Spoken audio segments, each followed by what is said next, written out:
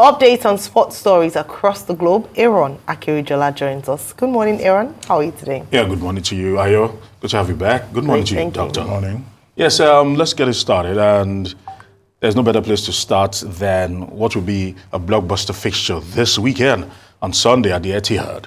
Sunday evening, we'll see title challenges going against defending champions of the Premier League as Arsenal will travel all the way to the Etihad to take on Manchester City for what is a top-of-the-table clash and also a massive statement by Arsenal if they want to actually win the Premier League, knowing fully well that the Etihad is a fortress for Manchester City. And you look at how things have actually played out in 13 games in all competitions.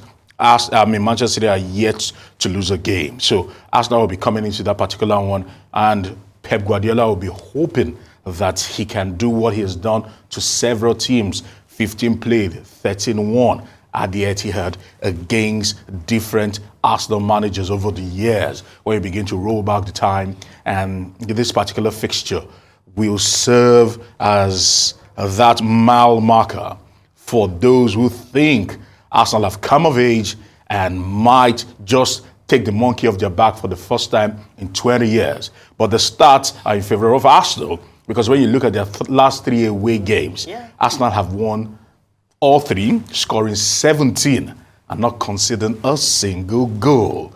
So that's looking very, very impressive and intimidating. And you look at how things have actually played out for Pep Guardiola this season against the top 5. He's yet to muster a victory against the top 5, which included a loss to Arsenal. Loss to Arsenal at the Emirates Stadium. He's lost to Aston Villa. He's drawn with Tottenham Hotspur, drawn with Liverpool. Let's see what happens. But certainly on Sunday, we'll be finding out. We'll be getting an inkling who might win the Premier League. Would it be Arsenal? Big boys. Okay, it is. It is master versus apprentice once again. I believe Arsenal being the master, right? No, Arsenal, unfortunately, Arteta being the apprentice, because he used to serve under Pep Guardiola. Okay, away from that, concerning the Super Eagles and the vacant job of the Super Eagles, at the moment, Finidi George has said he's not desperate to take over the Super Eagles. We know that he is the interim coach as we speak, and he was given an opportunity. Some will call it an audition against Mali, which he fluffed his line, and he says that mistakes cost them dearly in that particular one. But against the Black Stars of Ghana, he shone like a million stars. So he's still actually out there. He's among 50 candidates that are jostling for the job, and we're hoping that by next week we'll be getting a clearer inkling into who will be the next coach of the Super Eagles. But in the meantime, ex-Super Eagles boss, former Super Eagles captain, Sunday Ogochukwu Olise, has hit out at the Nigerian Football Federation that he did not apply for the job. So shortlisting him, he does not understand. That what happened was that he only signified that if they needed help in the coaching department, maybe on an interim basis, I can help, but not to apply for the job. Maybe he's taking a whack at it. He came in 2015, not the very best of times, but nevertheless, the Nigerian Pep Guardiola, as some would like to call him, says he's not interested in the Super Eagles job, and he has insisted that the job be given to a local coach and not trying to get that particular job given to a foreign coach. Away from that, the Super Falcons also will be hoping that they can rise to the occasion. They take on the Bayana in what will be a two-legged affair and an opportunity to pick up a ticket for Paris 2024, the Olympics. And in the football category, the men have not qualified. We're hoping that the women can do this for the first time in a long time. But they're going against a South African side who have beaten the Super Falcons 4 out of 5 times. And they'll be hoping that the Super Falcons, right now, they are actually underdogs, and they'll be hoping to raise their game to a level whereby they can compete with South Africa across 2 legs on the 5th and on the 9th here in Nigeria, in Abuja, and in Pretoria in South Africa, and qualify for the Olympics. But in the meantime, still talking women football, Spanish prosecutors are insisting that Luis Rubiales should still serve jail time. They are even proposing a 2.5-year jail time for Rubiales, for kissing, or sexual assault, as they are calling it in Spain. And I'm like, he's already been disgraced. What more do you want again? And finally, Todd Boehly is to step down as Chelsea chairman in 2027. And as it stands right now, the consortium have decided that they will be rotating the chairmanship of Chelsea every 5 years. So Todd Boehly's time will be coming to an end in 2027. All right, well, yeah, I'm glad that you rephrased and said, rather than call it just a case, sexual assault, as it's been regarded as in Spain. I do think, when you mentioned, I was like, oh, okay, so that case is still going on. I must say it's a very good thing that it's happening like that, because when it comes to sexual assault in sports and any other areas, it should be seen through to the very end, from beginning to the end.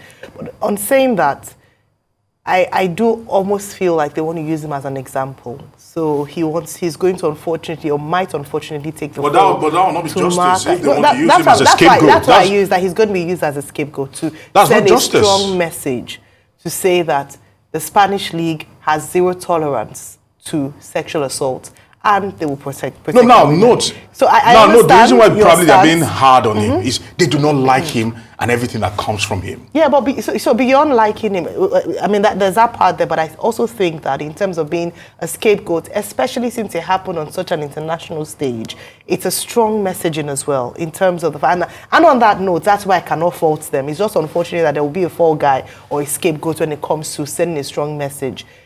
I mean, I feel sympathy towards him, and I don't know if it was a moment of passion for him or excitement about the fact that they won the World Cup, but I mean, he's going to be a scapegoat, and I don't know how far, but I hope that they will see this to the very end. That's the only thing I want to praise this morning, because we often see cases start up once the initial, furore dies down, then it's just kicked, under the carpet. So this is seen to the end. Okay. Now, in terms of Man City and Arsenal, what a fine way to come back from an international break. Yes, it is. I'm going to predict this morning. If you like, laugh. At the very worst, it's going to be a draw, 0-0. At the very best, it's going to be 1-0 in favor of Arsenal. But it's the Etihad. It's the Etihad. That's why I said it's the Etihad. It doesn't matter. It's the Etihad. We are hungry for it. Arsenal are hoping for a win. They are hungry at for the it. Etihad. And I believe that they are hungry for the first time since 2015. They are hungry not to grab it. Let's see how it goes. I'm rooting for them. Well, you quoted Finidi George saying he's not desperate for the Super Eagles job. Yes. Well, I mean, this thing speaks for itself.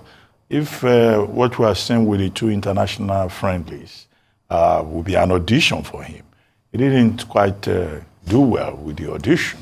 Yes, we managed to beat the Black Stars of Ghana 2-1. And then...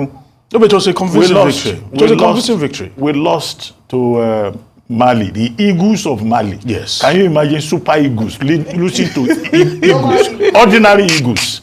So, which means the Malians were able to show us that there was nothing so super about the Super Eagles. And indeed, in the two matches, we didn't put up any excellent performance. There was no creativity. There were no game changers.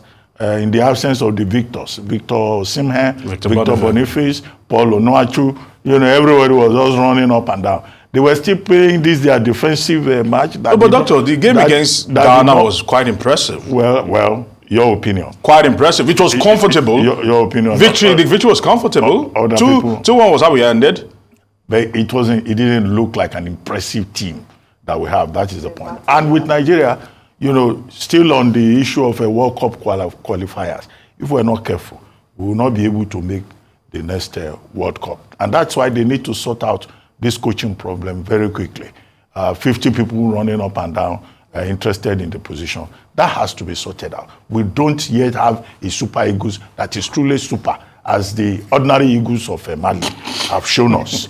Now, you mentioned also the Falcons going to play Bayana. Somebody has raised a point, Michel Obi, that why is it that when Nigerians are involved in sporting events, the national broadcaster, NTA, doesn't ever show the games? You have to go be looking for live streaming. Now we're going to play South Africa. The South African channels, DSTV, will show the match. We Nigerians, we have no channel that we can go to. It's because nobody pays for rights. Nobody pays for rights. His own argument in a piece that he wrote is that it's an embarrassment that Cameroon, Togo, they have national broadcasters that promote sports and, youth games in their country. Why is it that Nigeria, after all, in the past, NTA used to show matches? So what has gone wrong? So whether that's an issue that government should focus upon is another issue.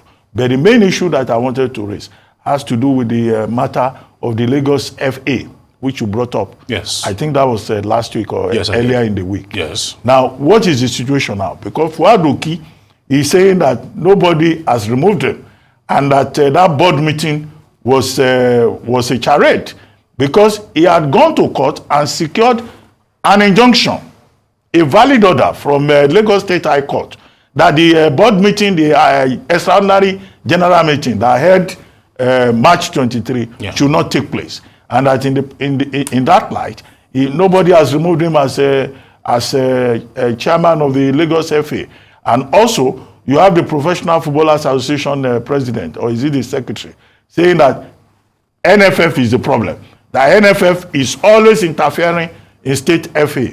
As is the case in but they are the senior brothers. As is the case in Bayelsa, and that they will say, oh, the rules claim that you must not go to court. So, what's his name? Fuadoki is now saying they took him to police station. They wrote petitions against him. So if you say it's a family matter, according to the status, why do you go to police station? And you then say that he cannot defend himself in a court of law. What is the situation now? Who is the chairman? Is it Fuadoki? Or what's the name of the other one? Gafar Liamid. Yeah. Yes. So now the point is this, as it stands right now, first of all, they say majority carries the vote.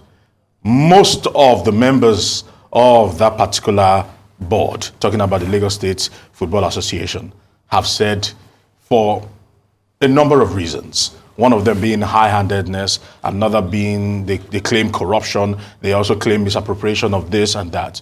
I've said that they do not want Fuadoki as their chairman anymore.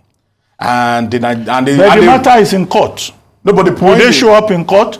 Because the matter was adjourned. So as it stands right now, based on the statutes of the Nigeria Football Federation, matters involving football should not be taken to a conventional court. And the Nigeria Football Federation were present there. The first vice president of the Nigeria Football Federation, Felix Ahaiasiagu, was there to midwife the whole process. And the change was made, and the change has been effected. So right now, what probably Fuadoki can do is probably, by the status of the Nigeria Football Federation, to the NFF, and also take it to CAS, as the case will be. But he has insisted he wants to go to a conventional court. And that is where it gets a little bit tricky. Okay, we'll see. Effectively, Lagos Football Association is in crisis. Yes, it is, at the moment. Yeah, thank you very much.